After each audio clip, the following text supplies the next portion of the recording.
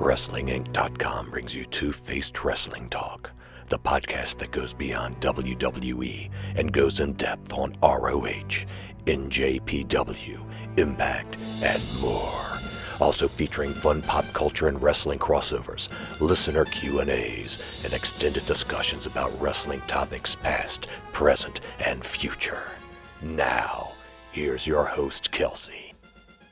Hi, and welcome to our debut episode on Wrestling Inc. We're so excited. I'm joined by my co-host, Paul. Yep, exciting time. Happy to be a part of the Wrestling Inc. family. Yep, it's going to be exciting moving forward. And for all of you guys who are new listeners and new viewers, we talk a lot about WWE, but we also talk tons about New Japan Pro Wrestling, Ring of Honor, Impact, all kinds of other wrestling as well. And we have some fun pop culture discussions to boot. Yeah. So we're kind of like a variety of things. And I kind of like that about us. We're not just strictly one thing or another. We like to have fun, but we definitely like to get down to it and talk wrestling as well. Yep, we always start the show with what we call headlines after our two-faced logo. And then the middle segment is always some sort of extended discussion. It could be our pop culture segment called Pop and Wrestling Connection. We have Heads and Tails, which is an extended discussion about the news or something in the wrestling world that we think warrants an extended discussion. It could be past or present or speculation of the future of wrestling. Anything. And down the road, we are going to debut another segment called Super Kicking It Old School, where we'll discuss some classic wrestling as well. And then we end the show by taking your questions, and then we close out the show and send them home with a thought that we have. Yeah, so quickly, let's talk about our name and why we are called Two-Faced Wrestling Talk for those people being like, what does that mean? Well, yes, I know that the Batman character of Two-Face doesn't have a D, but we're Two-Faced Wrestling Talk because I think that our personalities and our views on wrestling are kind of like the two different sides of Two-Face's personality in Batman. So I kind of thought of that when I was coming up with name possibilities for our podcast, and our logo was designed by a really great artist, a wrestling artist. His name is Eric Hodson. You could find him on Facebook at Eric Hodson Illustrations. He's also on Twitter at Dreaded Dinosaur because he's got a comic called Dreaded Dinosaur Man. He's super talented, and if you're going to All In doing any of the special events, he is doing the artwork for every special event. So like Marty Scurll's karaoke, there's a special piece of art that our guy who did our logo made for Marty Scurll, and a whole bunch of other events too. He's great. Please be sure to check him out. He is, and you can kind of see over Kelsi's shoulder some of his artwork. He does a lot on comic book covers. Yeah, so, he does spoofs on that, but with wrestling. Yeah, so he's done some great work. Definitely check him out. He is an amazing artist and very creative. Yeah, and be sure to follow us on Twitter in case you have questions or you just want to find out our opinion about something. We'll also be releasing polls every now and then. We're on Twitter at TwoFacedPod, TWOFACEDPOD. Or you can check out our website, twofacedpod.com. But yeah, let's get right into talking wrestling now. It's been a really hectic week, and it's only going to get more hectic with Slammiversary coming up and a Ring of Honor pay-per-view that I'm actually really looking forward to, Honor for All. And the reason I'm looking forward to it is because there's a big match which might have implications for All In and for the NWA as a whole. Yeah, Nick Aldis going to go against Flip Gordon. Will this get Flip in? I know we had a discussion about this on the show a couple weeks ago where I thought maybe Flip beats Aldis, and Cody says, I'm supposed to get the championship match at All In, and Aldis calls for his rematch, and maybe it becomes a triple threat and Flip gets All In that way. Or you had the theory of Cody screwing Flip in this match so that he can't be All In. So I could see that easily happening because, Cody wants that title match first, and he really doesn't want Flip to be All In. And I think that what we could end up seeing is just Flip showing up at All In, unannounced. Maybe he'll get his revenge and, interfere with the Nick Aldis match at All In if nothing changes after this upcoming pay-per-view. I don't know, but if you want to have added layers to this story, what's being released on NWA's YouTube channel right now is really great stuff. There's like a video series a playlist on there called 10 Pounds of Gold, and it's all about the journey of Nick Aldis, but really more so the NWA Championship and how that's being kind of brought back into prominence. And Flip was recently highlighted on the latest episode, and actually there was a special cameo with David Arquette, which I actually like seeing. Come on, everyone thinks of him, I think, in one way. They're like, oh, he should have never had the title. But you know what? Yes, that's exactly I know. the way I'm thinking. But you know what I'm thinking is that he loves wrestling, and you could tell he respects the business. He does. If I had an opportunity to just win a belt like that, the classic WCW belt, wouldn't I just take that opportunity? I don't fault him for that. It's like he's been a wrestling fan his whole life. I know he probably knew in the back of his head it's not right, but he wanted to take that opportunity. But still at the same time, he respects wrestling, and he's actually wrestling and training right now, which is kind of cool. He's going through, he's paying his dues. I don't know. I have nothing but respect for him, so that was kind of cool to see. He does like the wrestling business, I'll give him. But to go with your analogy, it'd be like somebody hands me the Stanley Cup, and I haven't played a lick of hockey. I don't think I would accept it. You're right. You would hold it. I don't know if I'd hold it. I don't think, it's prestigious. I don't know. I can see your point, though. I can see your point.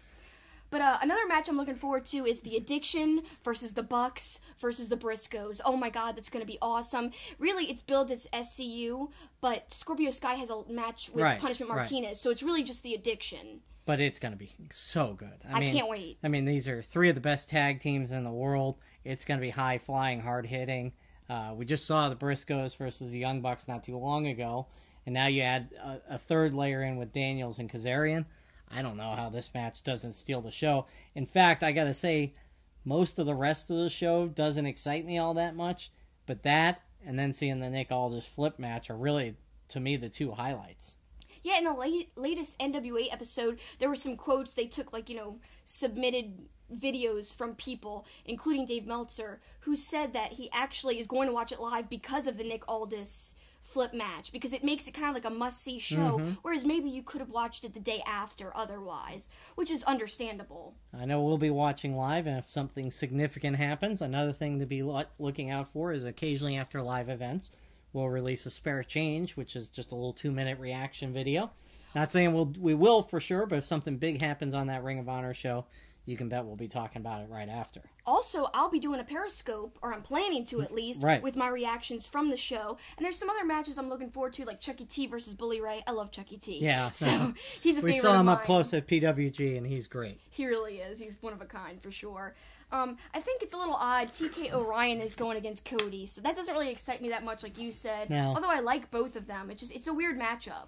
And I think Scorpio Sky and Punishment Martinez will be a really solid match. It's just not a lot to be excited about going into it, other than the fact that you got two really good wrestlers and could do some high-flying spots there. Yep, I have to agree with you there. But what's even more exciting, I think, than the ROH pay-per-view is all these great G1 Climax shows that have been taking place. It's hard as a fan to keep up when there's so many shows in such a short period of time, but the quality of these shows are worth watching, worth going out of your way for. I mean, we're not staying up live to watch them, but I wish I could. If I didn't have a full-time job, I would be. It's been some great stuff, and we've got some questions later about our favorites, so we're not going to go into our favorites now, but anything stick out to you? Who do you think's looking good so far? Well, one thing we should point out, when we're recording this show, it is before we have seen night 4. So we've only seen the first 3 nights so far. The two nights of the A block, 1 night of the B block. I think, look, and I'll say this again when we're asked later, Jay White has been, carrying over his great heel work going into the U.S. title match at the G1 show against Juice, even though he lost there. And his heel work has been great so far. I think the surprises so far are the wrestlers that have come out of the gate 0-2. Now, it's a long tournament. They could turn around and win 7 straight. Oh, yeah. But you're talking some big guys. Okada, Suzuki.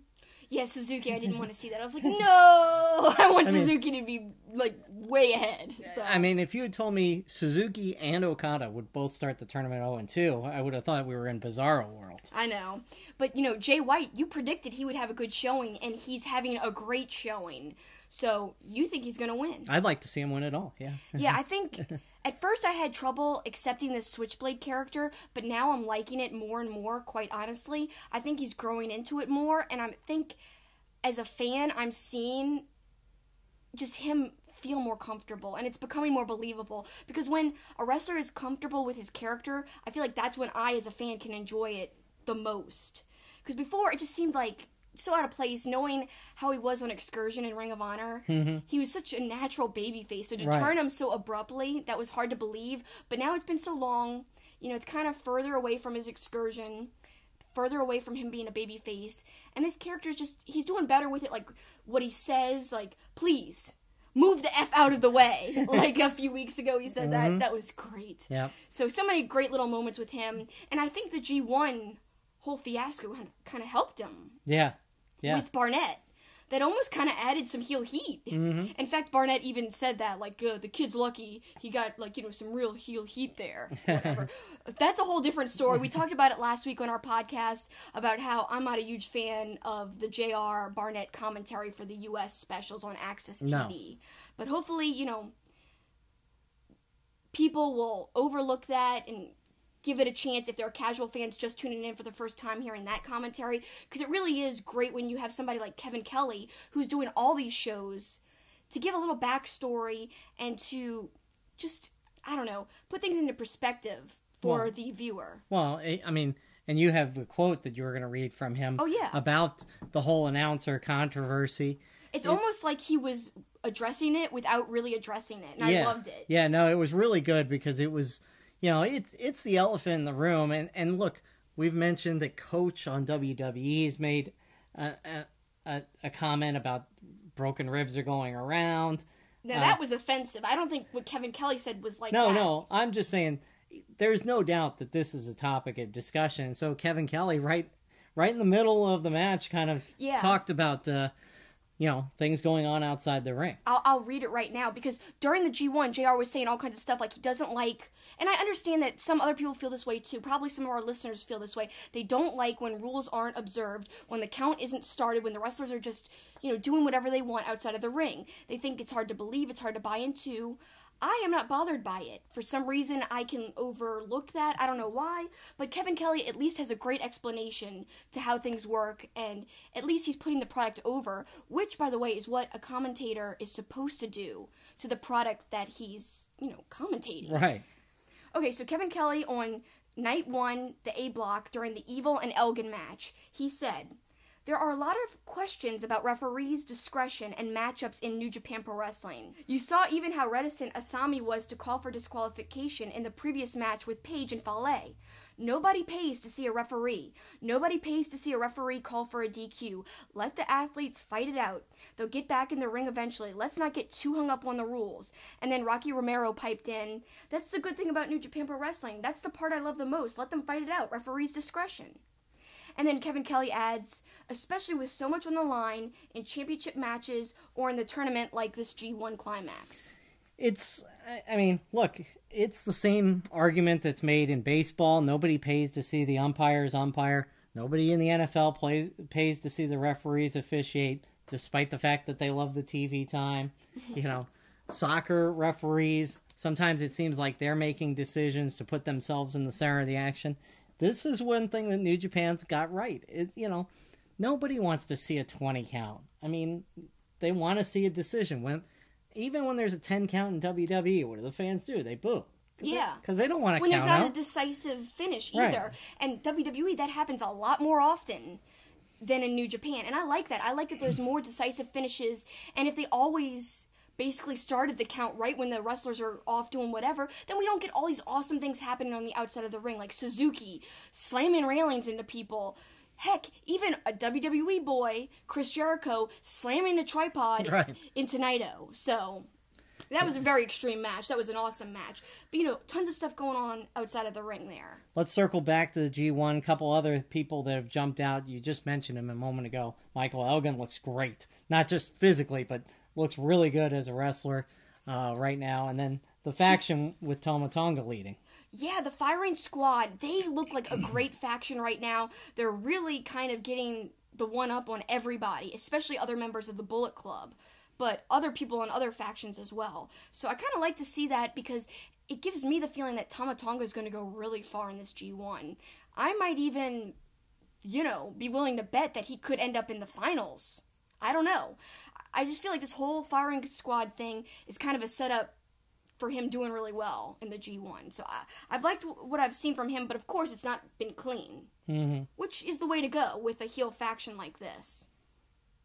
So another person who I really like is Zack Sabre Jr., but, he's not doing the best. Not as good as I thought he would do. In fact, I picked him as one of my block winners, and I don't think he's going to win the block. But that makes sense because he just won the New Japan Cup. Why would he win the G1? Yeah, it doesn't really make sense to do that. And he lost to Kota Ibushi, which upset you doubly. It did. It made me happy. I like Kota Ibushi. Even though I like Zack. I like Zack Sabre Jr. better than Kota Ibushi. I'm not hating on him. I don't like his personality. I love his wrestling. Kota Ibushi. What are you talking about? I do. I like his wrestling.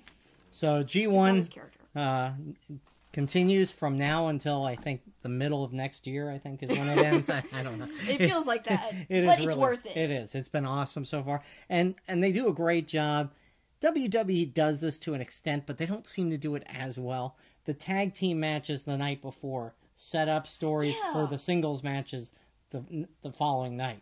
And they don't feel like throwaway matches. No, like Jay White and Tanahashi were on opposite sides in a tag team match, and you could tell it was all about the setup for the night before. I like night that. After. I don't know what it is that makes their presentation better.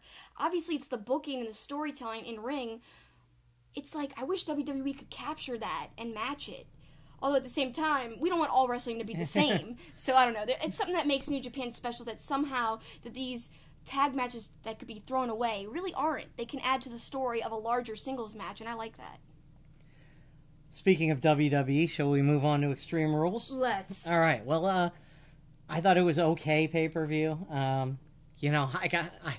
said it to you that night. I was shocked to say that one of the best matches to me was Lashley and Roman Reigns, and I was shocked that I was saying that. Now, was it the best match? No. Probably Rollins and Ziggler was the best match, best drama, all of that. I liked that way that match was booked. Yeah. The Ziggler match against Rollins. That was great. Yeah, I mean, you never see a wrestler fall into a 3-0 hole. I know. It's pretty rare, so. It was just, well timed out. I liked it. But a lot of people were complaining about it being last. And, the pay-per-view was too long. I'll say that. But, man, did the audience really just ruin that match in a way. And I don't know if it was because they were bored. That's a hard one for me to gauge. To me, they were just idiots. I mean, Wrestling Inc. It was really annoying. Wrestling Inc. got some people's first-hand views that were there, and they were like, we were just trying to have fun. We weren't trying to hijack the match. I understand that, and they were also giving insights into other reactions during other matches during the night. Like the crowd was very confused apparently live in person during the whole Nakamura Randy Orton thing. They're like, what the heck? Why is Randy Orton here? And all this other stuff. I don't know. I liked seeing that, but I can understand how they were confused and thought it came out of left field, Yeah, well, they followed it up on SmackDown, and Randy, with that disturbing thing where he was pulling on Jeff Hardy's hole in his ear, where he's got the, and it was funny, because I noticed Hardy taking it out before the match, and I thought to myself, I've never seen him take it out before. But then I didn't think anything of it until Randy Orton had his finger in it and was yanking on it. Well, that's even more apparent that, it was planned. Yeah, because he doesn't ever take them out. Yeah, I didn't think so. No, that's weird. But obviously, I guess it's going back to the whole thing the night Jeff Hardy went over to SmackDown and bypassed Randy Orton. So, could be a good feud there. I was glad to see Nakamura get the title. Me too. However he got it, I don't care. And it kind of by the heel tactics was kind of the way to do it. So let's talk about the low blow for a second. People seem to be torn on this. Some people are like, it's too much, they're overdoing it. Other people are like, it's hilarious, like Gus from ESPN NOLA, who I just was on his show this week. He's like, I love the low blows. I want to see more of them. I was like, are you crazy? It's too many. So we're kind of on opposite sides there, but at the same time, they don't bother me that much either. I know that Nakamura is not the same Nakamura from New Japan Pro Wrestling. He's this like new hybrid version, different version, because it's a different audience and there's a different team booking him. That's understandable. It is what it is. I kind of like this direction he's doing right now. I love his facial expressions. That hasn't changed. So he could do whatever and I'd still like him. And I think he really could use the title right now. Yeah. Well, and the low blows, they seem to be going around. Ishii got one on Yano. Yeah, I like that, though. And it's all very deceptive. I mean, it's definitely a trend in wrestling right now, and it's all being executed pretty well, so I kind of like it. It amuses me. The other big news there was the Nia Jax, Alexa Bliss with Ronda Rousey. You thought Ronda, again, showed out pretty well. I did. In fact, I thought she was the best part of the match, because otherwise I thought that the timing was a little off between everybody else, but when Ronda came in, well, boy, did the crowd pop, for one, so she was over as heck, and then, two, her performance, it was just great. She looks really good in the ring, and she keeps continuing to prove people wrong. You know, people doubted her from the very beginning, and I knew. Somehow I knew. I was like, she's an athlete. She's going to be fine, and she was fine, even in that Mania match. That's a huge, stage to be thrust into. And she did great. And she continues to do great in these really big positions they keep putting her in. Like getting that title match against Nia a couple of weeks ago, that was a big step as well. But they kind of booked it perfectly, she handled it, and she looked great in that match. And I expect her looking great in her match against Alexa as well. I'm looking forward to that, actually. So we go from that pay-per-view to Impact having a big pay-per-view, Slammiversary this weekend. And once again, Rafael Esparza has some betting odds for us. He comes up with betting odds, and the ones that are non-WWE we get to release first. And a reminder that he works at Doc Sports and MyBookie.ag, and if you want to open up an account, you just need to text the word wrestling to 29022 and get your free $60 account. And Raphael has odds now for Slammiversary, and this is going to be, it seems like on paper, Kelsi, a really good pay-per-view for Impact. Really some headline matches in this. Yeah, I'm surprised more people aren't talking about it. I saw a poll on Twitter that asked, is Slammiversary worth buying or not? And it seemed like more people were saying no. But it was the very beginning of the poll, so we'll have to see as more hours pass towards the pay-per-view. Well, that does refer to one of my sending them homes early on, that their pay-per-views are too pricey. If they really want to get more eyeballs, the pay-per-view should really be about $25 rather than what they're charging. But regardless, I think it is a strong card for them, but I could see why people don't want to pay it, especially on the heels of a WWE pay-per-view as well. Yeah, but you don't have to pay for a WWE pay-per-view separately anymore. So I don't think that really matters. I just think that less and less people are buying individual individual pay-per-views. But I mean, mindset-wise, I just watched a pay-per-view. I'm not going to pay whatever this is, $40. I think it's more people have the mindset, I just watched a pay-per-view on WWE. Am I going to pay this huge chunk of money for another pay-per-view? So I think that's something they're going to run into. But regardless, we think it's a strong card, and we'll be watching it. I think the match you and I are both obviously most interested in is two of our favorite wrestlers in the division. Yeah. Pentagon versus Sami Callihan. I can't wait for this match. As I said last week, that teleconference interview he gave was awesome, where he's just talking about how he can do whatever he wants. He's the draw. And just, I love the way he talks. He's such a believable guy. And that's what he said at the beginning of the teleconference. I'm not playing a character. This is me. I loved that. I don't know. Everything he does, I feel like, is gold right now. I feel like he is the star of Impact Wrestling. And this is the match I'm most excited for. And I love the stipulation, hair versus mask. And I love Pentagon. So it's like every little aspect of this match excites me, and I'm looking forward to. And Raphael has Sami Callihan as a decided favorite at minus 300, Pentagon Jr. at plus 260. And the other odds that he's got that kind of surprised me when I first looked at him, he's got Matt Sydal as a massive favorite over Brian Cage. I think a lot of people think Brian Cage is going to win this, which could end up, if they are the betting types, this could be what's called a sucker bet, because so many people think, oh, that odds can't be right. money goes to Brian Cage, and then Matt Sydal ends up retaining the belt. So, yeah. But on paper, we're both impressed by Brian Cage, but is he ready for a title belt yet? Oh, yeah. He's one of the best athletes that they have, and I love how he's kind of very versatile. Like, he could be ground and pound because obviously look at the way he looks. He's like a machine. Mm-hmm. Hence his whole gimmick, kind of. But then he could do this crazy high-flying stuff that it seems like somebody of his size couldn't be able to do. But he can do it, and that's what's really impressive. And I think this is like a sleeper match in that it's going to be more exciting than people are giving it credit for. I love Matt Sydal, obviously formerly Evan Bourne. He's one of the best high flyers ever. It's a shame he can't work in New Japan anymore because of that whole crazy marijuana thing, but it's nice to see him at least be able to work somewhere, and I think him and Brian Cage, there are going to be some crazy spots in it, especially because Cage can take flight too. It's going to be weird, it's going to be crazy, I'm looking forward to it. The Impact World Championship, Austin Aries versus Moose, a lot of good build-up to this one so far. Austin Aries questioning that this is Moose's second passion. He failed at his first, while wrestling has always been his first passion. What do you expect? Can Moose beat Austin Aries? I don't think so. I don't think it would be the right move at all. No.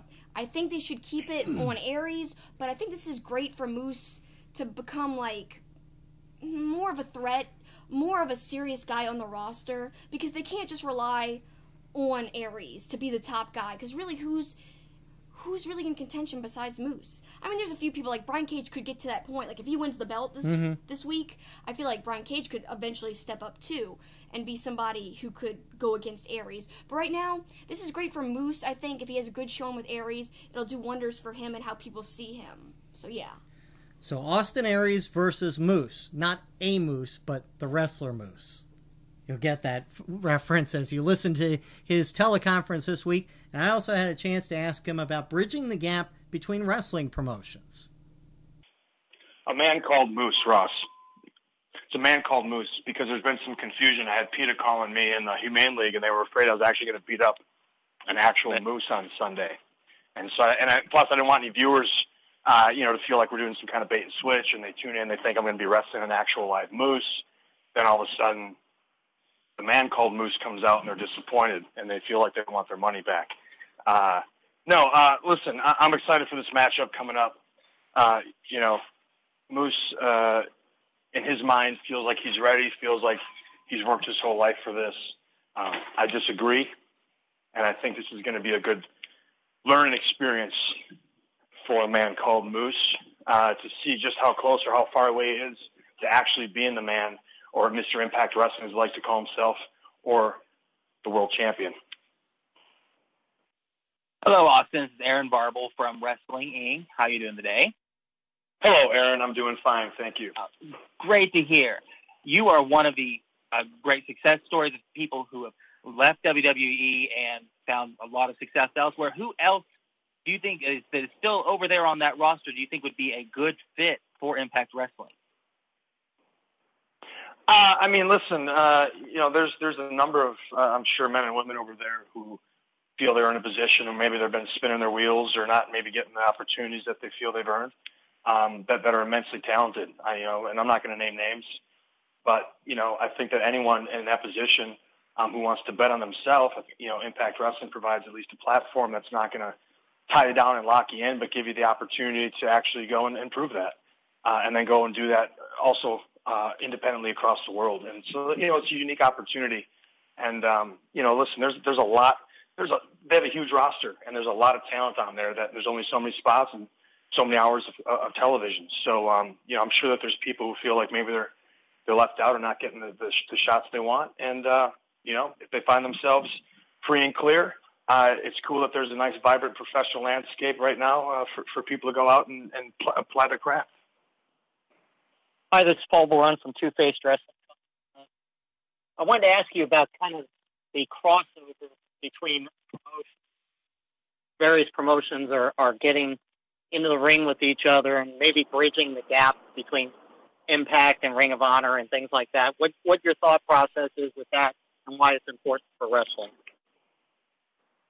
Oh, I just think, technology changes the medium. And technology's kind of changed wrestling. There's been all these different time periods. When I first broke in, we were still trying to sell VHS tapes, and that went to DVDs. Now that went to iPay-per-views. Now you're going to streaming services. With all those changes in technology, you have to kind of re-examine the way you do business, with talent, and then promotion. And I think right now you're seeing the value that there's this really strong and vibrant pro wrestling scene outside of the WWE bubble that can support guys going and traveling and living out their dreams and having great careers, and fans showing up, at arenas all over the world to support that, and then also fans from all over the world be able to watch it because of all these platforms that are now available. So you're seeing value in companies working together and creating unique and exciting ideas and opportunities and matchups and storylines that maybe historically we wouldn't have thought were possible. And I think that's cool. And it's given some power back to the talent a little bit, and even the playing field as far as the more places there are to go make good money and work, the better it is for everybody involved. And that's kind of the case right now, and it's beautiful. Speaking of bridging the gap between promotions, New Japan's Ishimori is wrestling on this pay-per-view, and it kind of makes sense in a way because he was with TNA before, so why not be there again? It's just really impressive how promotions seem to be working together more so than ever before. I think a lot of it has to do with a few key people. Don Callis, I've said this in a past episode, he's a big part of this whole thing. Him, and also I think Chris Jericho, with the crews kind of bringing promotions together. That's another thing that is changing wrestling, I think. The crews having both Impact and a Ring of Honor together, and then Don Callis doing the commentary for New Japan, being on the executive board and in charge at Impact, but also kind of having a lot of friends at Ring of Honor through that connection between New Japan and Ring of Honor. And going to be a part of All In. Exactly. So all this working together, it's crazy, but it's such a cool time to be a fan, to say the least. I'm really excited because it's stuff that you'd never think could happen in this day and age, but it's happening. Also, you heard in that interview, our friends from Wrestling Inc. asked about WWE talent coming over to Impact. Also in that match is Rich Swann. Now, granted, he's coming over because of circumstances, but he is in the match against Johnny Impact, Swan, and Phoenix, and Ishimori.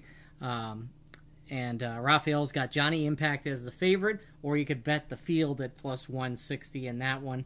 The other big match, there's a couple other matches to get to, but the other big match, the House of Hardcore Rules, Tommy Dreamer, Eddie Edwards. They have done a good job of building up, even though some of the video segments have been cheesy. They're at least building up this feud, and I'm expecting a nice, physical, brutal fight. I'm expecting something, at least decent. I think both are great performers, and Tommy Dreamer never fails to deliver, so I think it'll be entertaining. You really definitely hit the nail on the head. Some of the video packages have been corny, but they're so corny that you like them. Like, remember the ones with Sami Callihan and Eddie? Oh, those are some of the best ones. The skull, the cow skull, just bashing him in. I like that stuff. I don't know. Sometimes it's fun to have some campy things happen. But yeah, I'm looking forward to that one. And another, don't forget the Impact Knockouts Championship. That's between Su Yung and Madison Rayne. Obviously, I think Su Young's going to retain. And Raphael's got Su Yung listed as a big favorite in that at minus 200. And I think she should be. Yeah. I think she's going to win. Yeah. I think Madison Rayne's the sentimental favorite, and some people might think she'll get the win, but I think Su Yung probably does retain there, but we'll see what happens. So, a lot of great wrestling over the last 8 days, if you count Extreme Rules, a Ring of Honor pay-per-view Friday, an Impact pay-per-view Sunday, and the first 4 or 5 days of the G1. It's been a packed week of wrestling. Yep, and it's only going to get more and more crazy as the month goes on. It's hard to keep up. Yeah, I think we need some sort of Star Trek technology to help us absorb all of this. Yeah, like Data, who's like an android, he could just look at a computer screen and make it go faster and faster. That's what we need to do when we're watching wrestling. Increase speed. Increase speed. And then we could watch all kinds of everything. I could finally start watching Lucha Underground and Progress. Yeah, and more NXT and But we'll actually be talking about Star Trek The Next Generation and wrestling combined in our next segment, Poppin' Wrestling Connection. How does it all connect? Well, you'll have to find out when we come back. St. Arnold Brewing Company, located in Houston, is Texas' oldest craft brewery. Their goal is to brew world-class beers and deliver them to their customers as fresh as possible, making them the best beers in Texas and Louisiana.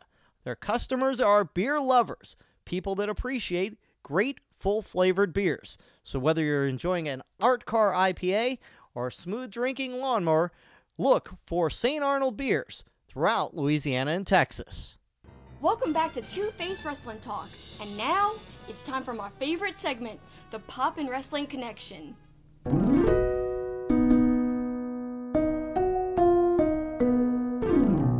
Now this segment mixes pop culture with wrestling. Some of the best segments we've done in the past included Die Hard, Home Alone, Boy Meets World, and now one of my favorite shows of all time, Star Trek The Next Generation. It's my favorite version of Star Trek. I am a nerd, I'll admit it. I really like nerdy stuff sometimes, but Star Trek is just, it's a classic. It doesn't, to me, it still holds up. It doesn't get old for me. I really like it, and I posed this question to my followers on Twitter. Okay, here's the scenario. You are Captain Picard. You can choose any wrestlers to be on your crew to be aboard the Enterprise. Who do you choose and why? We got so many creative answers, and every week we read, some of our favorites. So here we go. I'm going to start right in with some of people's great answers. Alright, so Chang, at Chang Sucks on Twitter, he says, Cesaro, he's really strong and super calm, and at least I wouldn't be the only bald dude on the bridge. Because, Picard, the captain in Star Trek, is bald. So I love this comment. Totally funny and clever. Great job there. DW at DVE Wish says, Ming, literally just Ming. You won't need anyone else as a security officer. He'd look pretty great in that yellow security uniform. The Borg wouldn't be able to assimilate him because he's got too hard of a head for their electronics to fuse with him anyway. That's an amazing answer. Totally, I could see that being like a truthful, perfect addition to the Enterprise. He could really be a benefit and protect the crew for sure. And of course he means Haku, who's actually was just involved with the G1 US special with his two sons, Tongaloa and Tamatonga. So that was kind of cool. We got to see him back in action for a little while, and he looked great in the ring. Okay, and then our good friend, good guy Dave Pozeski, he says, I'm going to assume that the Enterprise has come across some sort of time-space anomaly that is pulling wrestlers from any era and promotion, and potentially even replacing members of the crew. First, of course, would be Triple H.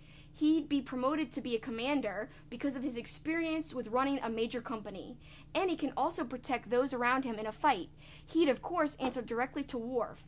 Next would be Sting, who could be pulled from multiple different eras because he could protect the crew with his bat if needed to.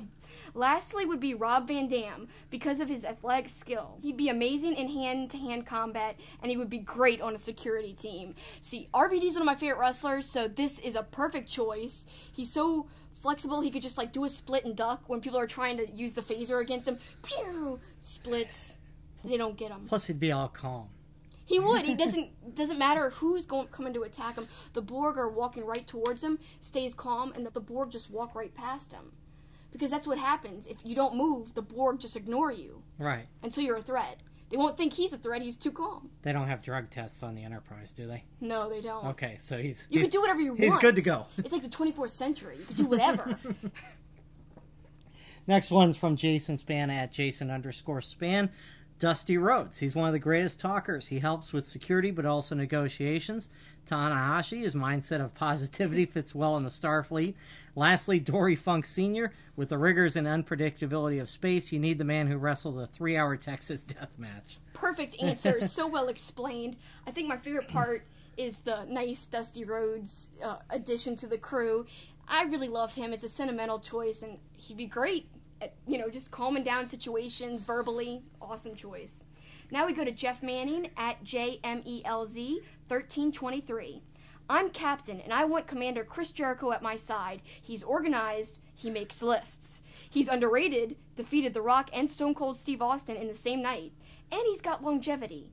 Kofi Kingston as chief engineer, Roman Reigns as lieutenant, Dolph Ziggler as lieutenant commander, and Naomi as the doctor.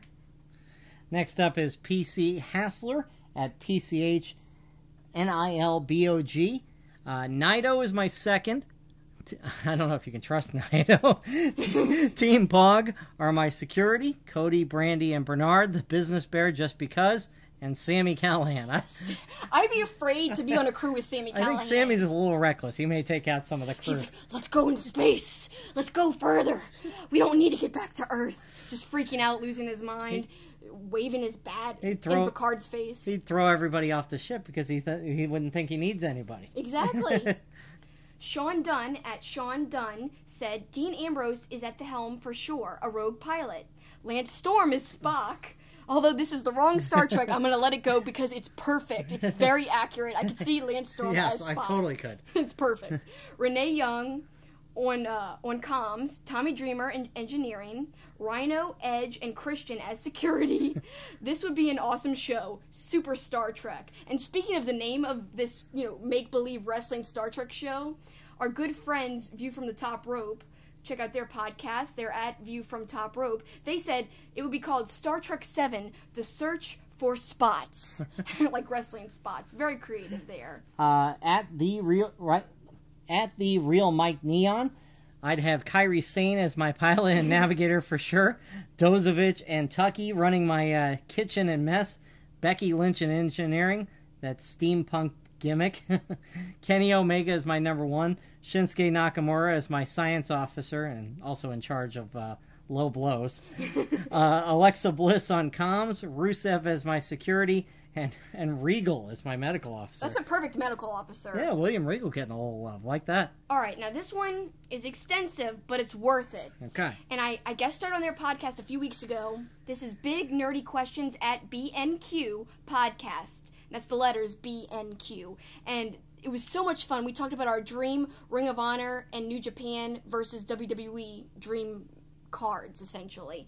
And that was so much fun. So check that out on their podcast. But he says, since the Borg can block phaser blasts with constant adaptation of their personal shield harmonics, Captain Jean-Luc Picard has decided that a more tangible approach is required. He needs a group of new crewmen who could fight the Borg in hand-to-hand combat, but also could conform to the high character and intelligence requirements of Starfleet.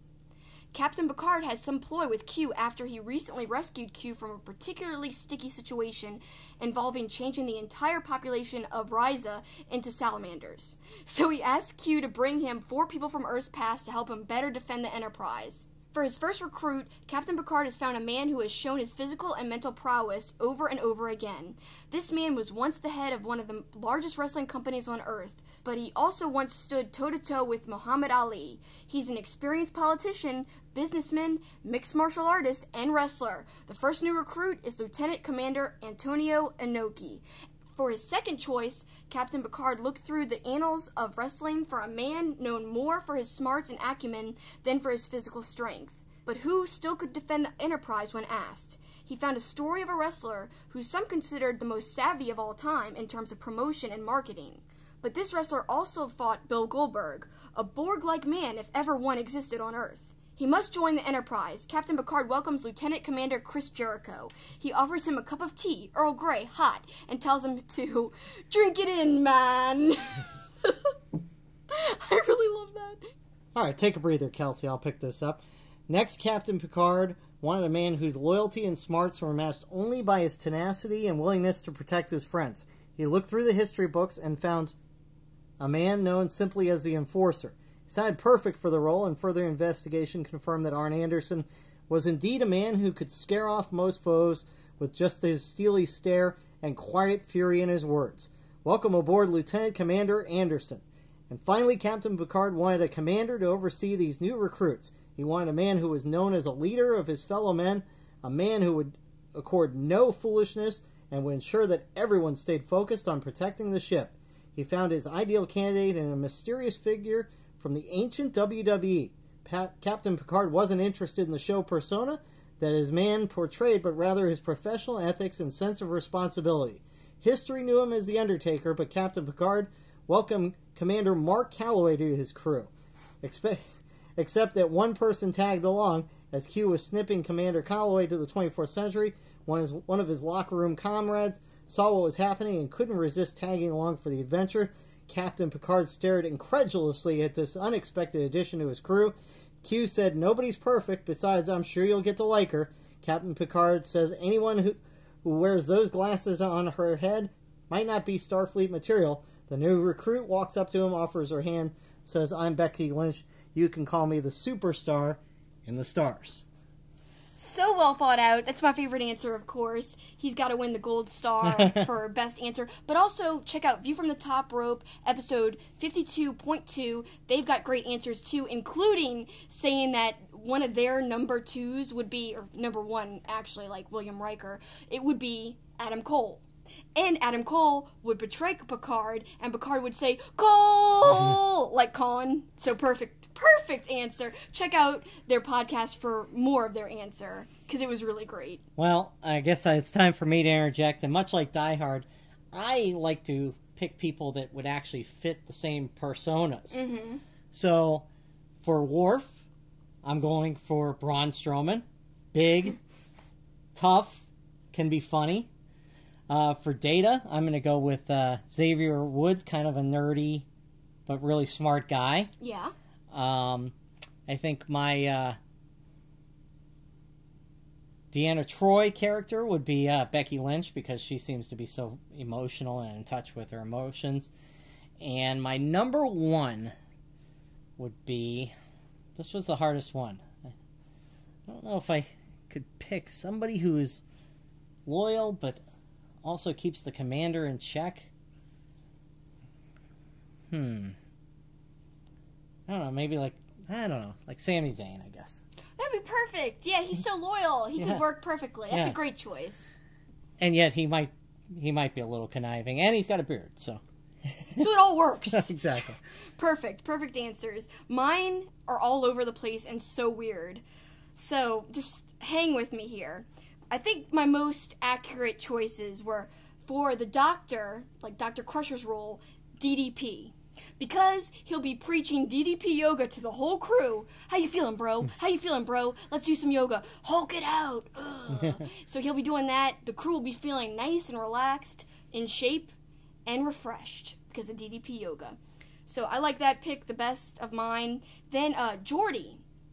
I think I'm going to go with David Starr, somebody who I think is intelligent, a great talker, creative, because he works on his own logos and stuff, and really just has a great entrance kind of spiel. So I think that he could bring all that creativity to Geordi. So that's who my Geordi is. And then, this is kind of weird. This is where it gets weird here. Worf would be Colt Cabana. Why? I don't know. I could see some funny interactions happening. Like, Worf is very serious, but he's got some comedic elements to him. In fact, when I go back and rewatch, sometimes it's like he's the funniest character, just with his like one-lines. Colt could be that guy on the crew, make everybody laugh, but on purpose instead of on accident, like Worf. So a little bit in the same vein, but opposite in a way. Well, that's why I like my Braun pick. Well, I know, but I couldn't think of anyone to match Braun. I know. I'm just saying that's why Braun that was my perfect. best pick. It was. It really was. For Data, this is also weird. Caprice Coleman, a good talker, very smart. I feel like he could get out of any situation, and I feel like he could come up with the answers. Even if they are not true, if they're just like bull, I feel like he could do it. I have a soft spot for him because he's so much fun to talk to. I think he'd be great to have on my crew if I was Picard. So then we go to the role of counselor, Deanna Troi. I would pick Chucky T. Why? Because he'd make everyone laugh, feel comfortable. He would just feel out the other crew. It doesn't matter what they're even feeling. He'll just make them laugh and forget why they're mad at the Enterprise. But is he in touch with his emotions? Not really. Okay. but it doesn't matter. He's going to make everyone's emotions just turn into laughter and fun. Okay, I gotcha. See, it works. And I think the funnest pick I did was, for number one, William Riker's role, EC3. Because you need the top 1% to be your number one. And I think it works perfectly in name. Picard thinks he's making the right choice. This guy's so smart. He's the top 1%. He's going to do great things for the Enterprise. Lo and behold, much like my boys View from the Top Rope speculated when Adam Cole was their Captain Picard's number one, and he betrayed them, EC3 is going to betray Picard. He's going to leave him on a planet. Ha-ha, the Enterprise is mine. You know, he's greedy. He wants everything to himself. He thinks he's the best. He would never be able to serve under somebody else. So Picard or myself, I'm doomed because of my first officer.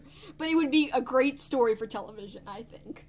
So good stuff there. I still think my Braun is the best pick. It is a great pick, I gotta say, and nobody else picked it. I know, which I'm shocked. I figured that was going to be an easy one. So that's always fun. If you guys follow us on Twitter, you'll be able to send in your answers for the next Poppin' Wrestling segment. So it'll be fun, and you get to interact too. And you get to interact with us in the next segment as well. It's our question and answer segment, Ask Two-Faced. Our awesome wrestling logo is by artist Eric Hodson. You could check him out at erichodson.storeenvy.com, where he has tons of other wrestling artwork. He really is an incredible artist. His Twitter handle is @DreadedDinosaur, which is named after his comic series, The Dreaded Dinosaur Man, which you can find on webtoons.com. Just search for The Dreaded Dinosaur Man, and you can read it for free. Thanks, Eric. We really love your logo. Welcome back to Two-Face Wrestling Talk. Now it's time for our Q&A segment. This is one of my favorite segments because we get to interact with you guys one-on-one, and we get a lot of great questions that are very thought-provoking, and some that are just fun to answer whether or not they're thought-provoking. Sometimes it's just, what are your favorite this, or what's your favorite that? Other times it's like, what'd you think about this particular event? So let's get right to it. It's called Ask Two-Faced.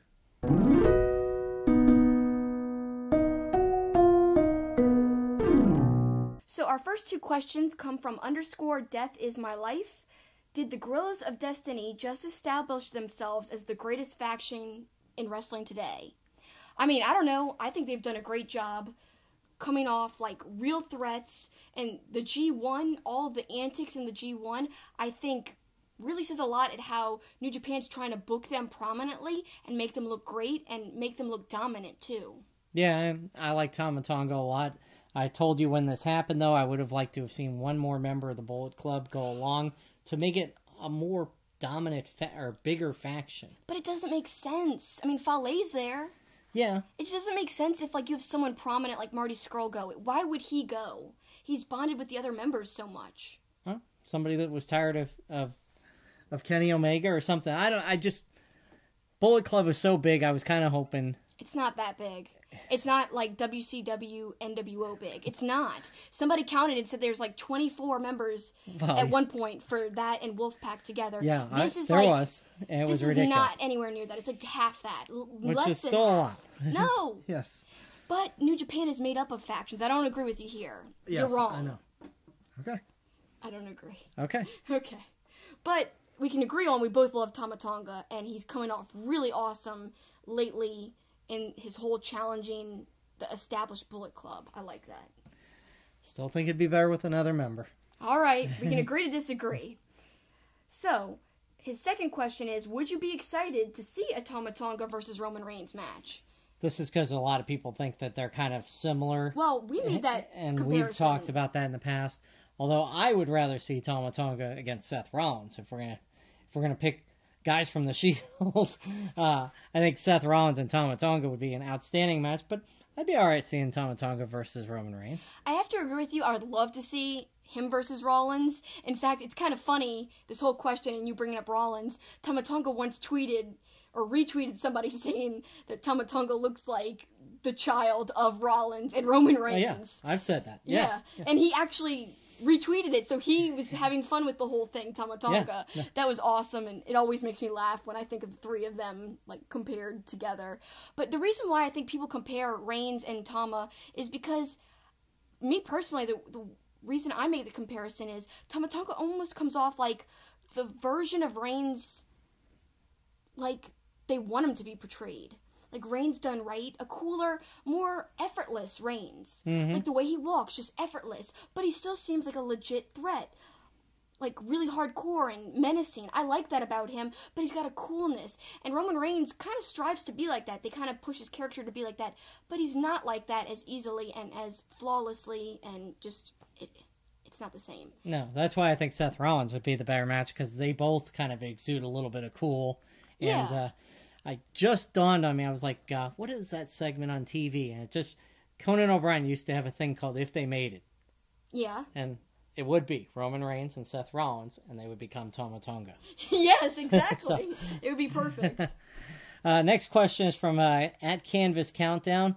Will AJ Lee return for next year's Mixed Match Challenge and team up with AJ Styles?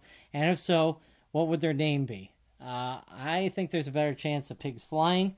Yeah, there's no way. After everything that happened between AJ Lee's husband, a.k.a. CM Punk, and the WWE, especially with that court battle that just ended, there's no way she'd be going back to WWE. But in a fantasy world, if they team together, AJ squared. Yeah? Yeah. Or it could be AJ. I like that. That's actually more catchy than AJ squared. That's about all I got for names, sir. You only had one, too. Our next one is from Chris at Uchiha Taibino. Hey guys, love the show. Who are your top 5 wrestlers of all time? This is hard. Yes. Jinx, it's hard. It's really difficult. Well, we live in a time where everybody thinks what's going on right now is the greatest. Yeah. So it's hard not to catch yourself doing that. So let's see what your top 5 are, but I bet a lot of them are going to be people that are active. They are, and I was trying for it not to be, because I was like, oh, yes, I'm a newer fan. For those of you guys who are not familiar with our show, I've said this before in the past. I've only liked wrestling since, 2013, and it's because, as a child, I didn't know anything about it. In my household, it wasn't shown. It wasn't like it was against, our household to show it. I didn't know it existed. My parents weren't into it, so there was no way for me to know about it. So yeah, I'm a newer fan, but I've gone back and watched a lot of older stuff because as soon as the network came out, I jumped on that. I was like, whoa, because it was perfect timing, just started to get into it. WrestleMania 30 was coming to our hometown of New Orleans, and the network came out all around the same time. So the perfect storm for me to really get into wrestling at the perfect time. So I have seen a lot of older stuff. But having said that, a lot of my picks are newer people because there's just so many good new people right now. So here we go. I'm going to start off, my number 1, really, I've said this since I started liking wrestling, Kurt Angle. And I feel like this is almost like a Beatles versus Stones question, because people usually either have Angle or Shawn Michaels on their list. And me, I'm not really a Shawn Michaels person, I'm more of a Kurt Angle person.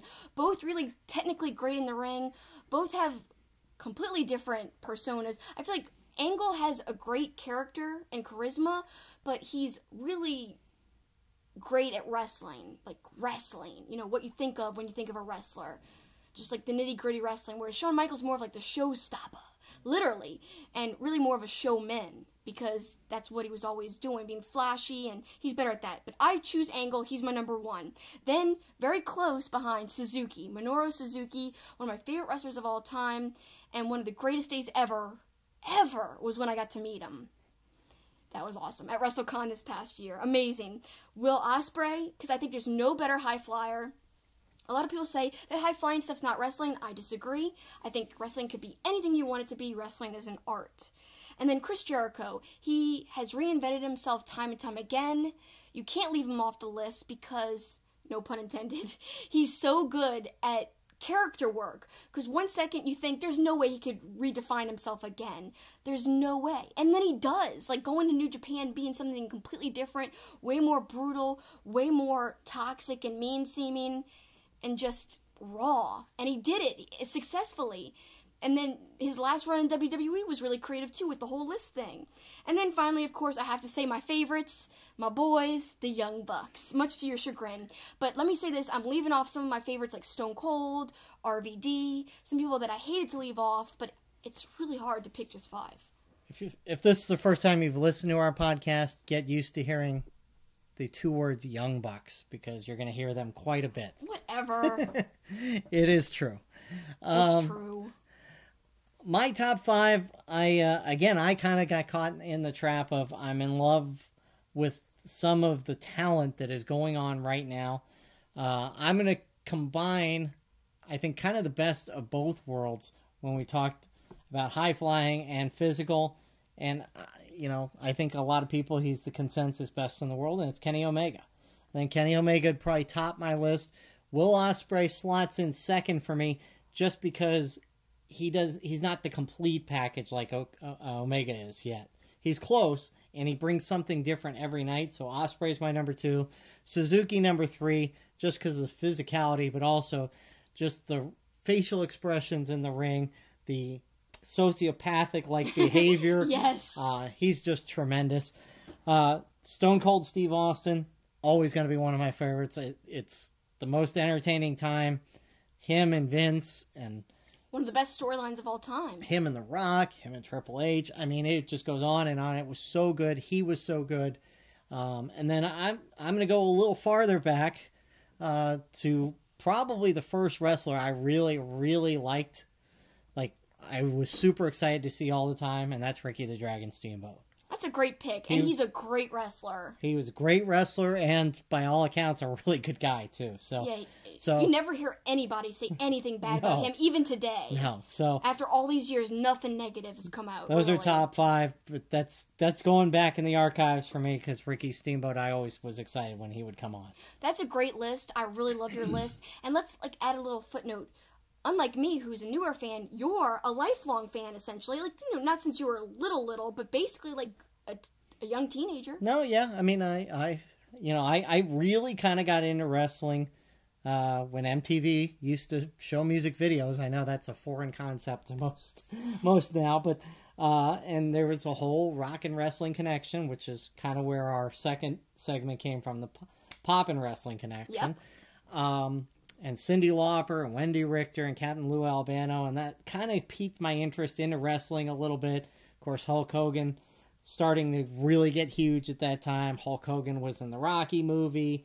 All that kind of started generating my interest. And, look, Macho Man and Ricky the Dragon Steamboat were two guys I immediately gravitated towards. So that's my background. It was very hard to pick, like I said before. I also didn't mention that I left off Omega. You included him as your number 1. He's one of my favorites ever, but I felt weird putting him on the list over some people like Kurt Angle, who I really discovered first, obviously, before Omega, who's part of the reason why I really fell in love with wrestling. People like Angle and Stone Cold and stuff like that.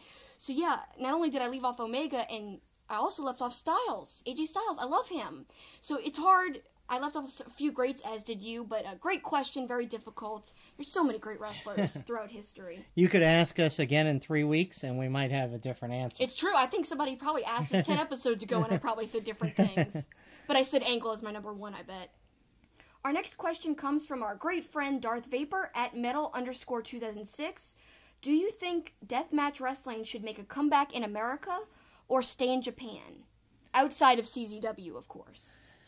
Here's my thing on those types of matches. Look, I watched a lot of brutal ECW matches, and I liked it, but the death matches are just another level that, for me, doesn't interest me. That doesn't mean I don't think they should happen. If the wrestlers want to participate in it, and if there's an audience for it, I'm okay with it. So I think there will be a segment of the population. Of course, it's never going to be on mainstream television in any way. But sure, I think there's a chance it could take off again in America. Yeah, I'm not really, no pun intended, dying to see it come back. I don't know. I've never really been that into death matches. It's just not my thing. Now, I will say, I'm not going to go and say that it's not wrestling, because I think anything could be wrestling. Like I said a little bit ago, wrestling's really an art, and you can express it any way you want. Just to me, it doesn't appeal. It's kind of hard to watch, as you said, and it can be cringeworthy. Yes. So that's why, I don't know. To me, I'm not dying to see it back, but I can understand people, especially with their love for ECW back in the day, wanting that style of wrestling to come back, especially if you really are into death matches like he is. He talks about the ones in Japan, like all the great matches between Vader and Cactus Jack. Even some that happened in Japan. That's pretty cool. Looking back, those are historic. Just not my jam. Yep. Next one's from Good Guy Dave, talking about Kofi Kingston making a powerful statement about Hulk Hogan's return to the WWE. What are your thoughts on this, and do you think similar feelings are shared among WWE talent and the industry? Well, I think Kofi Kingston, who had released a statement, a tweet about how he and New Day felt, basically saying, we have no qualms, we're indifferent about him coming back and being inducted or re-inducted into the WWE Hall of Fame. It's fine. He is a historic figure in the business. However, we do not forget those who, preach and say such hatred for our people, basically. That's what he was saying. And he said that people that look like him, that's like the word he used, people who look like us always deserve better. Always have, deserve better than all this hate. And what he said, he's going to focus his energy on basically bringing more entertainment, being the best he can be, and the best New Day can be. And I think that was such a classy, awesome statement. I love that statement. I don't think it could have been said in any better of a way than the way he said it. And I kind of agree with them, like, I don't know, I would have been okay with Hulk Hogan not being reinducted back into the Hall of Fame, but he is such a legend in terms of just wrestling accomplishments. It's kind of hard to talk about wrestling and the popularity of wrestling in America without mentioning him, but I really don't condone his actions. And what people seem to be complaining about and upset about, and rightfully so, is that he doesn't seem sorry. He's more like saying, like, I didn't know I was being recorded, which is kind of a very uncool and unapologetic statement, really.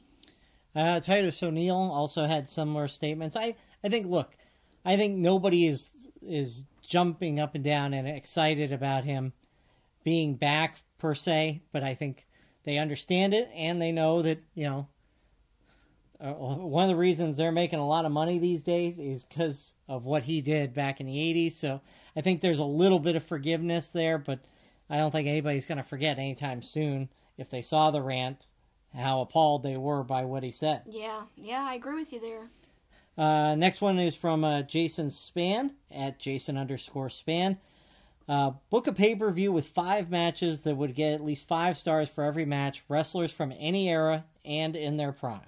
This one was another difficult question. Much like our 5 top wrestlers, this is another 5 instead of 10, 10, 10. 5. Something about the number 5.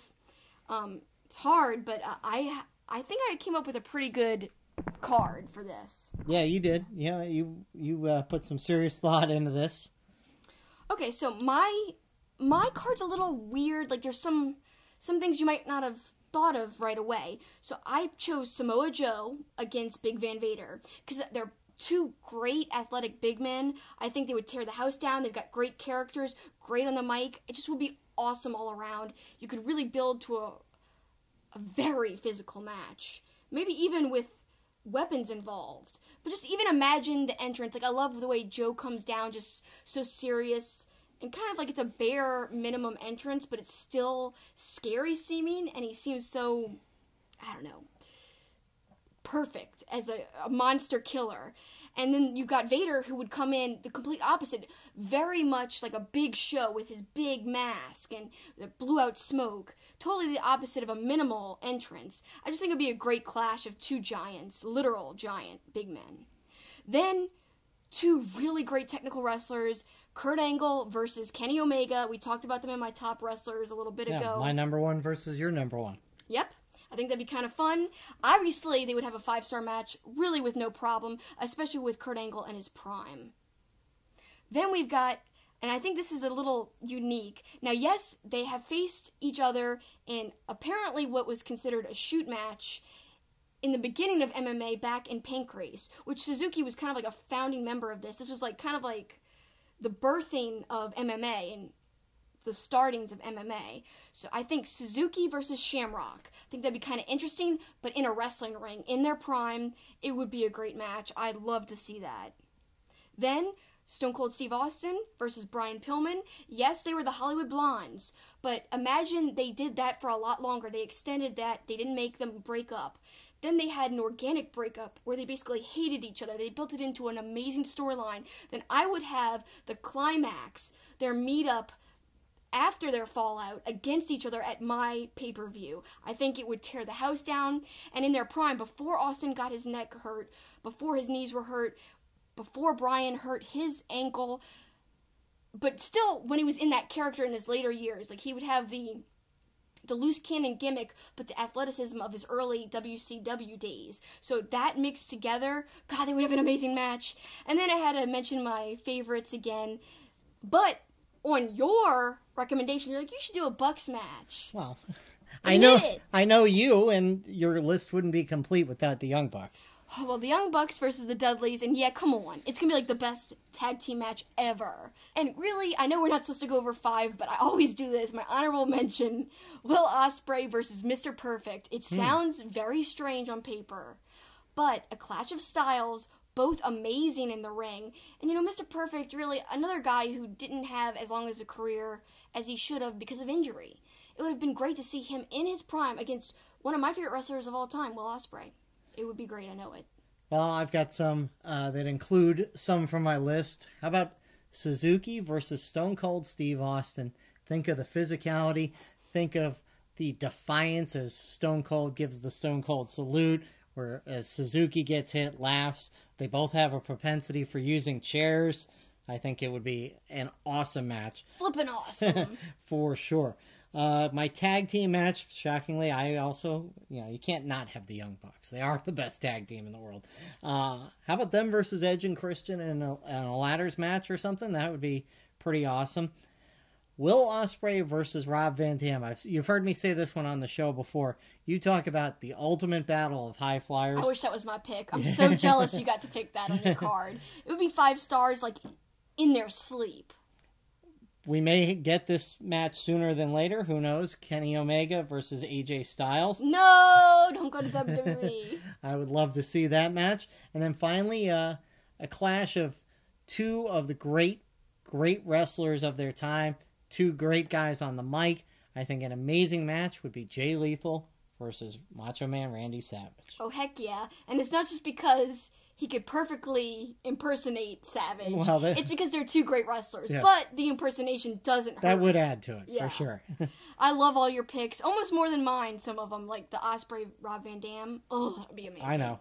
I'd pay so much money to see that. All right, and here's a hard one. Here's a really difficult one. You don't have an answer because you haven't seen Willy Wonka and the Chocolate Factory. I know. But my good friends... Let out your gasp of stunned... No, I've never seen it. I know. I know what the premise is. I know that Dolph Ziggler looked like an Oompa Loompa the other night. So, whatever. So I do know what it is. But so why don't I ask the question and you can answer it? It's from our friends at View from the Top Rope. What wrestlers would you sub in the children from Willy Wonka and the Chocolate Factory, and why? This is so difficult. Ugh. So, if you guys need a refresher on the movie, there's all these kids going to the Chocolate Factory. They're getting a tour because they won the golden ticket, which allows them a whole tour from Willy Wonka himself of his factory. And it's a weird place, and they get into all kinds of trouble, and a lot of them just get wheeled off, and they could have died. We don't even know. There's one good one in the whole bunch, and that's Charlie. He ends up inheriting the Chocolate Factory, which we didn't know was on the line the whole time, but it was. It was all for Wonka to find his heir for his factory, basically. So I love the movie, and man, this is a great question from View from the Top Rope. Very creative. My good friend Diesel works over there. BTF. So my answer, it's difficult. I guess, this is hard. So for the child who always eats too much and basically falls into the chocolate river, I think I'm going to do Beer City Bruiser because he's so, he likes beer so much, he's going to be drinking it. So you could replace the river with a river of beer. He'd be bending over to drink the beer and fall right in. Then the Oompa Loompas are talking about, you shouldn't be drinking that. And well, this is now starting to sound like the Family Guy spoof of... So you saw that? Yes. Oh, okay. Yes. Well, what was in the spoof? I think it was a river of beer. They got the golden ticket to go to Pawtucket Pat's Brewery. Well, I didn't know about that, I swear. I just came up with this on my own. Any similarity to Family Guy is coincidence, yes. I promise. So anyway, that's pretty funny. I think that Charlie... I guess I'll save Charlie for last, because that'll be the big surprise. Because I think I found a perfect Charlie, who we've already talked about a lot today. But the little kid who's addicted to TV, let's see, I think The Miz. Always talking about being an A-lister. I think it's perfect that The Miz would be in the place of this kid, and he's so obsessed with becoming on TV, that he gets shrunk, and Mrs. Mom, or maybe Maurice's mom, because she's in that show now, apparently. I just saw the preview for it, but she puts him in his purse and walks away. That's what happens in the movie. They put the little kid in the purse because he's shrunk. They walk away. Perfect, I guess. Now, this one's hard. The bratty girl, Veruca. Oh, she's the most difficult one.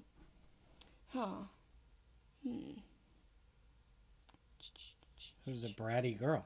I'm thinking. Alexa Bliss? Alexa Bliss would be good.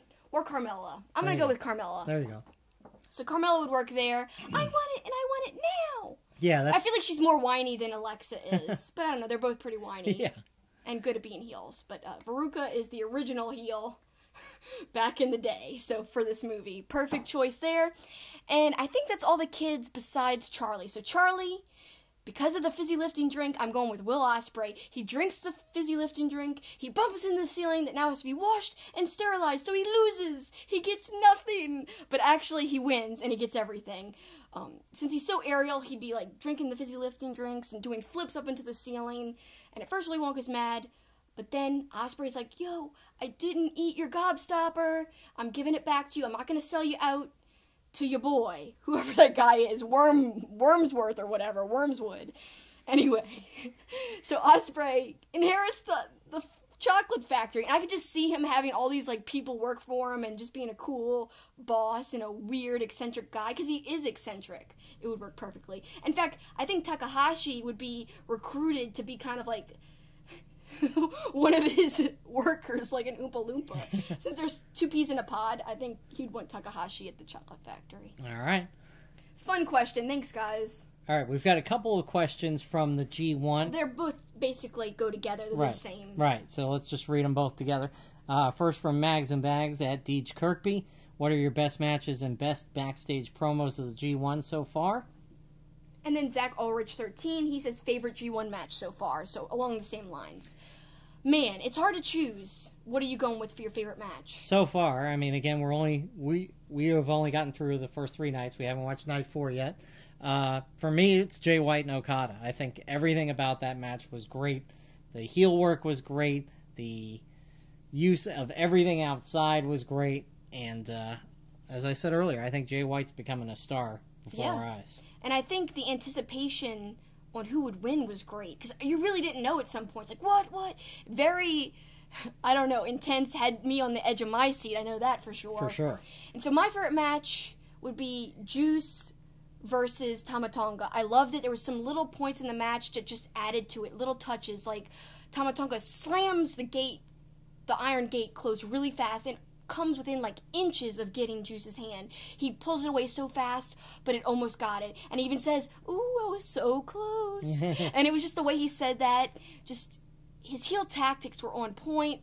And I love Juice and how Juice has been giving great promos lately. So 2 guys who I really like right now, who weren't really the top of the card a year ago, but are becoming like the top of the card now. Yeah. So they're rising stars in New Japan Pro Wrestling, and I always knew they had it in them. This match is just kind of, I think, evidence of what's to come. These guys will be main eventing more, doing bigger things, and getting more people's attention. Rightfully so. They're great at what they do. That was my favorite. But a close second, Zack Sabre Jr. versus Ibushi. And then backstage, I'm going to go back to Jay White. I think Jay White's been great in those post-match interviews. So he'll be my promo guy, and I know you liked Fale. Oh my god. Yeah, there's this great promo, and since we like to keep it PG, I'm not going to say exactly what he said, but Deej Kirby knows what my promo was, my favorite promo, because I tweeted about it. It was Bad Luck Fale saying, F them all, F Okada's pants. Well, and all the talk, speaking of Okada and the whole Scooby-Doo thing. Forgot about that. Scooby-Dooby-Doo. Yeah, exactly. Who said that? Was that Jay White? Or was that Tama Tonga? I can't remember who it was, but somebody said, F Scooby-Dooby-Doo. Sounds like Tama Tonga. It does. Next one is from Zachary Shiloh, and he asks, do you trust WWE to book a proper AJ Styles Samoa Joe feud for the WWE title? Beyond Supercard and TakeOver for WrestleMania, will you guys attend any other shows in New York? And what do you think of Jay Lethal not being on Honor for All? Oh, and finally, your thoughts on Gordon and Aldis. Gordon and Aldis, I honestly don't know who's going to take the victory. As we were speculating in the very beginning, I'm leaning towards Aldis retaining. I know a lot of people are saying, well, I think it'd be a great story if Flip Gordon upset him and won the belt. That'd be really interesting. So it's going to be a great match. Regardless of the outcome, I'm excited to see what happens. Jay Lethal not being on Honor for All, kind of a disappointment. Yeah, but, big disappointment. But I guess since we watched WWE in the the main title's not on the line at every pay-per-view. I guess it's not that unusual now. We're used to it. Yeah, it's not that shocking. Supercard and Takeover, obviously. WrestleCon Super Show, if I can make it. Yeah. Hopefully the timing works out. Hopefully it's not too far away from the hotel that we'll be at. Well, and we probably can't go to Supercard and Takeover. I picked Supercard easy. Yeah, obviously. I picked it the last 2 years, and I pick it again. Especially with the G1 influence this time around. It's really going to be a big deal at Madison Square Garden. I'm so excited for that show. Really excited. Check out my video on Wrestling Inc.'s YouTube channel to see, kind of the hype for the announcement for the G1 Supercard show. I'm very excited about that. And then let's just put the first question. Let's hope they do, because AJ Styles and Samoa Joe have had some great matches in the past in TNA, and it's the match I've been looking forward to on SmackDown for months. So I hope they do it right. I hope they do it right too, because as you said, 2 of the best athletes in WWE, 2 of your favorites, definitely 2 of mine. So I don't know. I don't want to get my hopes up too high. That's the whole thing. You get your hopes up high, then they get disappointed with WWE sometimes. Not all the time. I will say there's some stuff that they do great and do very well, but other times... There's a lot that's frustrating, too. Yeah, there is. And it's only natural to feel frustrated. And again, I want to, before we get to the last part of his question, which has to do with WWE booking, a lot of people online are like, oh, why is everybody complaining about WWE? It's such a negative thing. Why do you even watch? I think it's okay to be critical if you're being constructive, and if you're saying it in an analytical way, if you're not hurting people or bashing people for their opinions. If you guys love WWE and you think it's perfect and nothing should be changed, or if you only agree with half of what we're saying, that's fine. That's okay. If you don't like New Japan the way I do, that's okay. Everyone can have their opinions. I'm okay with you guys having your opinion. Hopefully you guys can respect ours, because it's okay to have one. And I think it's okay to talk about it in a intelligent and respectful way. Yeah, or you can be like me and just like both and don't have to... I do like both. I'm just saying, some people get hung up on people being negative about it. Well, and there's too many... When it's just being critical in a constructive way. No, but there's too many people that are one side or the other. There's too much of that, too. Yeah, there is. And, I've used the analogy in the past. If you're like that and you only like WWE or you only like New Japan, you're never going to get convinced, just like you're not going to convince a Red Sox fan to be a Yankees fan. You're not going to convince a Republican to be a Democrat. Yeah, that's true. So, how about meeting in the middle? Because I like it all. I like it all, too, when it's all good. Sometimes WWE isn't, what I think is entertaining to hold my attention. That's the only thing. It's hard when you can... or I can watch a New Japan show for 5 hours and feel like it's no time at all has passed. Whereas WWE, it feels like it lasts a little bit longer. And I don't know why that is. I think it's just the way they present it sometimes. But either way, when WWE is good, it's really good. So, having said all that, he asked, do we think WWE will book Roman versus Lashley versus Braun versus Brock at SummerSlam for the Universal title?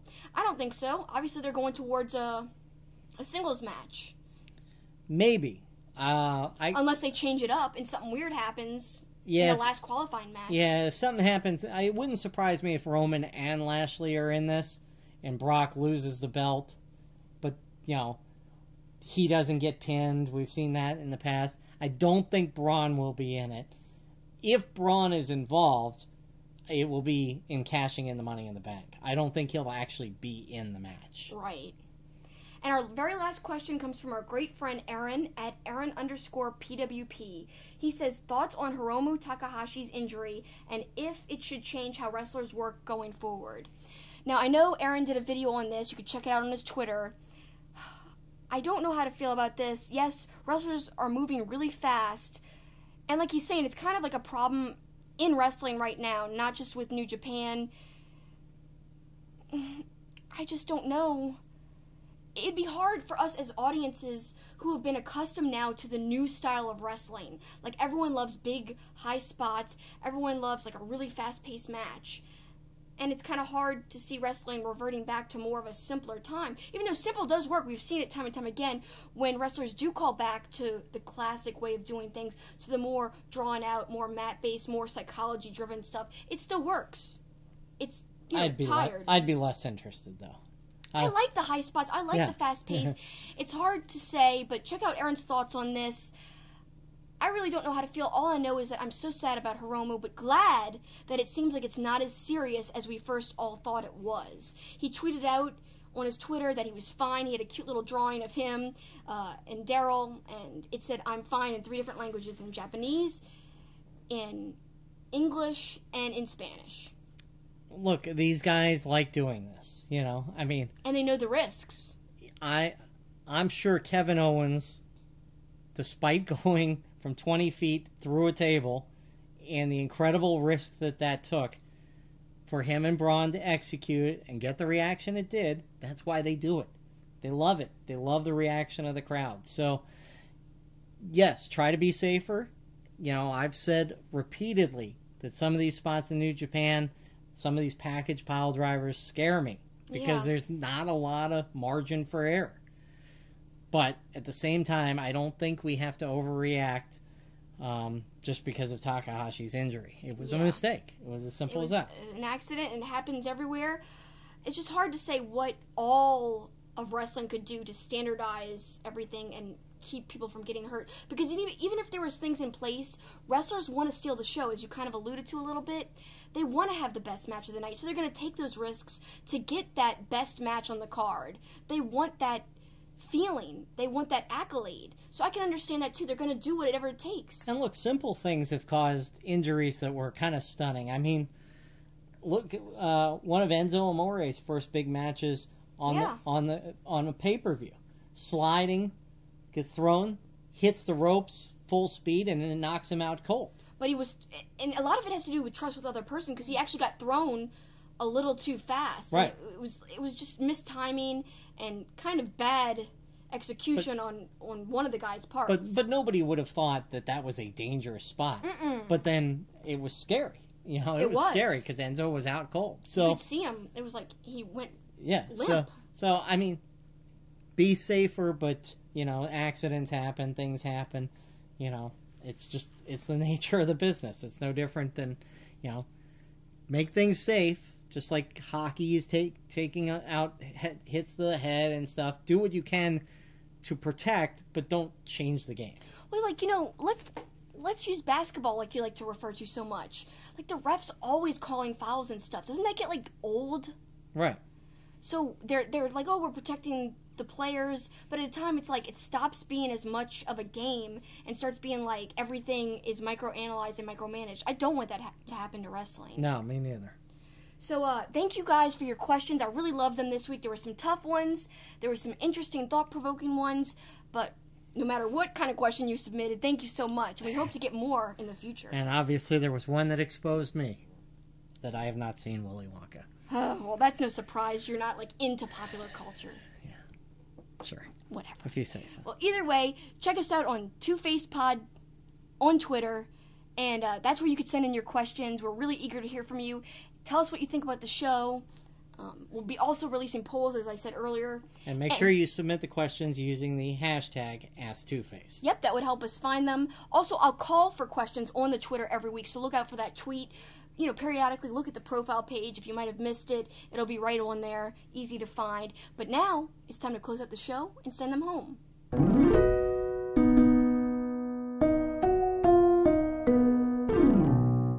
Why don't you lead off? Okay. Well, I'm closing out the show with promoting a Ring of Honor DVD. That's actually my favorite DVD ever. The reason I'm talking about it is because apparently Ring of Honor says there's only about 20 copies left that they're selling. So go to ROHWrestling.com, and if you like AJ Styles, this DVD I can't recommend enough. It's so good and so entertaining. It's AJ Styles 2014 There's No Place Like Home DVD. I do call it my #1 favorite DVD. It's because there's so many great matches, and it's when he came back to ROH after being gone for so long, and it was right in that span where he also became IWGP Heavyweight Champion in New Japan. So some great matches, including, I think my favorite match on the disc are some he has with Matt Sydal. I think there's one from 2006 and then one from 2013 or 14 on that disc. I'm going to go with something Austin Aries said at the beginning of the show when I asked him about bridging the gap between promotions. And look, we love all of the possibilities of some of these matches. The one thing that concerns me is blurring the lines too much that each brand doesn't have their own feel, their own signature. If New Japan and Ring of Honor, and especially Ring of Honor and Impact, do too much overlap, I think the distinction of the brands could be hurt. And so I love that we have all this possibility of dream matches. And I love that there's the possibility for WWE stars who have tested the WWE, aren't getting booked the way they want to get, as Austin Aries said, the chance to wrestle and make good money because there are so many good promotions. But I just don't want the promotions to lose their identity in this. So, keep Ring of Honor distinct, keep Impact distinct. Don't do too much of the overlap. I can see your point there. I don't know if I agree, because I'm really excited about the crossover. So I am too, as long as it doesn't happen too much. I understand. Don't dilute the specialness of it. Good point there, Paul. And thank you guys so much for listening or watching if you're checking us out on YouTube. This has been our debut episode with Wrestling Inc. Hope you enjoyed it, and I hope you'll tune in again next week. We'll be back on Friday. So thanks so much. And that's the finish.